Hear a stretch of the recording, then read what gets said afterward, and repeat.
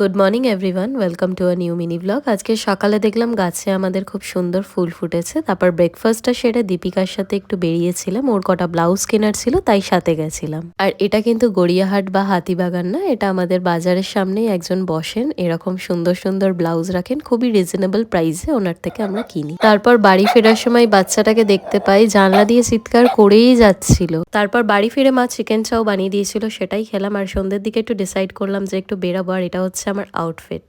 আর সব বন্ধুরা মিলে ডিসাইড করলাম টালা পার্ক উত্তরপল্লীতে যে মেলাটা হয়, যেটা বেশ বড় করেই হয়, সেখানেই যাব। তারপর আমার ঢুকতেই চোখ পড়লো কিছু অক্সিডাইজড জুয়েলারিতে। আমি পড়তে বেশি ভালোবাসি না, বাট দেখতে বেশ ভালোই লাগে। তারপর ওখান থেকে দহিবড়া নিয়েছিলাম, যেটা আমার জীবনের ওয়ার্স্ট দহিবড়া ছিল। তারপর ওখানে একটা বেনারসি পানের স্টল ছিল, যেখানে প্রচুর ফ্লেভার্সের পান পাওয়া যাচ্ছিল, ওখান থেকেও একটা পান ট্রাই করলাম। তারপর লুসির জন্য একটু খেলনা দেখছিলাম। আর এই রিলেটেড কিন্তু লং ব্লগ অলরেডি আমার চ্যানেলে চলে এসছে, তোমরা অবশ্যই গিয়ে একবার চেক আউট করো। আর চ্যানেলটাকে কিন্তু সাবস্ক্রাইব করতে ভুলো না। Till then, by.